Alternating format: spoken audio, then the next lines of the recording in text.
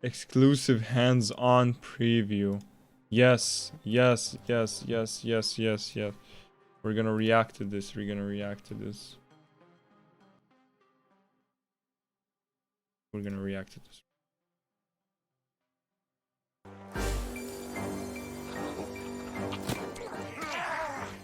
Unlike some of its peers, The Forest, the survival horror game from Canadian-based studio 𝘍𝘍𝘍, delivered on not just the popular gather and craft survival game format, but also added a surprisingly complex and equally bananas story featuring cannibals and mutants. With the immediate arrival of its long-awaited sequel, Sons of the Forest, comes not only the pressure to top the beloved experience of the original, but also to add some new and increasingly wild surprises. And based on the 5 hours that I've played so far, I'm not only excited about the sequel's potential, but also confident that 𝘍𝘍𝘍 could revolutionize the survival genre. Revolutionize. The Forest begins with a simple premise. You've crash landed on a mysterious peninsula and begin your quest to survive at all costs. There was also the optional objective of finding your kidnapped son, a task that would take you down a wild and disturbing narrative rabbit hole populated by flesh-hungry mutants. Sons of the Forest largely shares the same setup, substituting your son for a missing billionaire. It's a basic idea, but one that allows you to jump straight into the action, allowing players who have no intention of progressing the rescue mission to solely focus on building their very own lakeside resort with some friends right away. Oh, look at that. Look at those physics. Play, build, and cause chaos with 7 of your friends in co-op. But you can still see everything Sons of the Forest has to offer in single player. The big difference this time though, is that even when you play solo, you're not alone. Enter Calvin. Oh.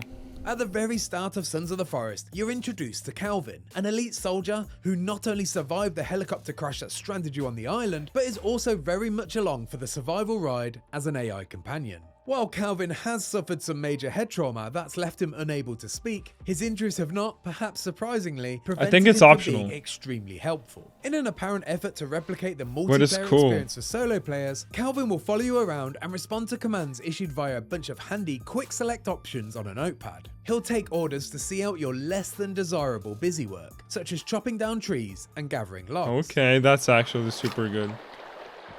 Dude, that's so nice. During my hands-on, the value of having an AI companion was immensely noticeable. There was a huge benefit to sending Calvin off to find resources, while my co-op partner and I focused on designing our structure. I'd regularly turn around to find a fresh pile of logs for our disposal, with Calvin already on his merry way to collect more. Not only will Calvin somewhat provide company for solo players, but he offers helpful, time-saving resources even when— I think that's the future. Solo games will add AI companions for those who don't have any friends like me.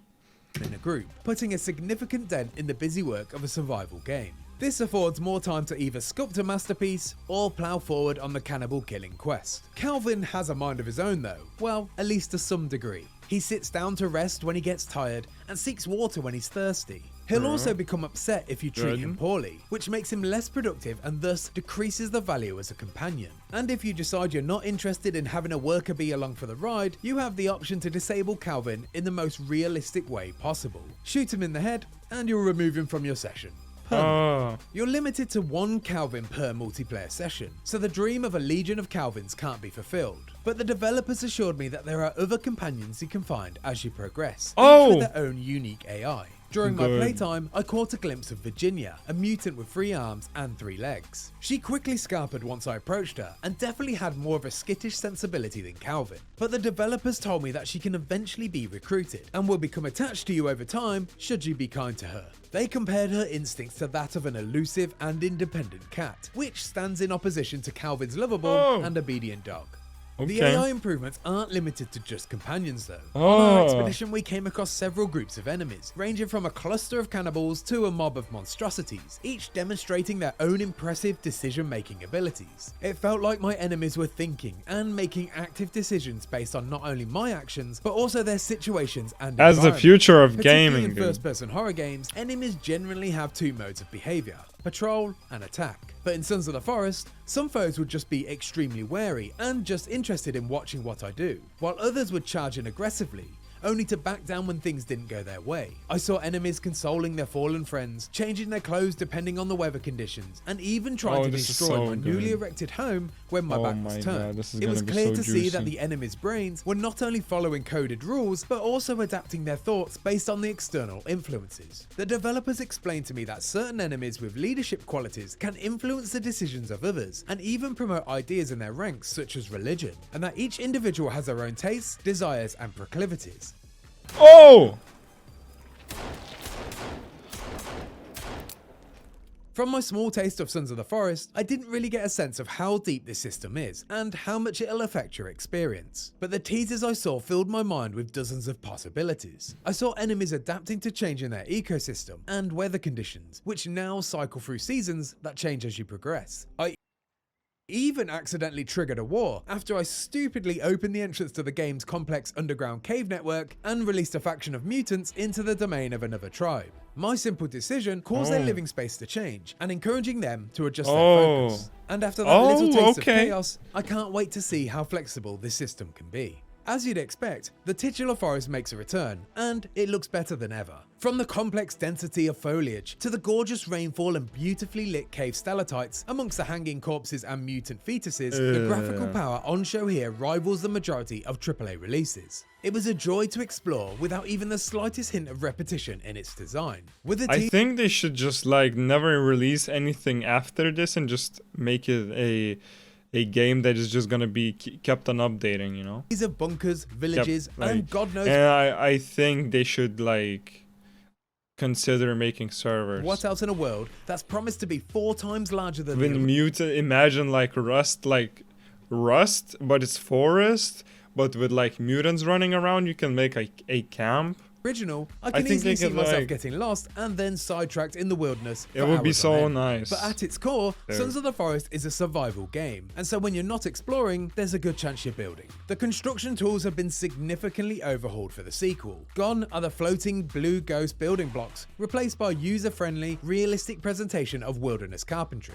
Instructions are more literal, and actions are contextual. Instead of just loading resources into a ghost version of the final product, you're now free to, with magnetic and snapping assistance, manually place logs and sticks in the direction that you'd like, allowing for a complete customization of your structure instead of following a predetermined design. My partner, Calvin, and I immediately set to work on building a lakeside domicile of our own, and what began as a traditional design immediately blossomed when we realized the only limitation was our imagination. You're working on every placement by hand, and thus the structural points present not only a decision, but an opportunity for expression.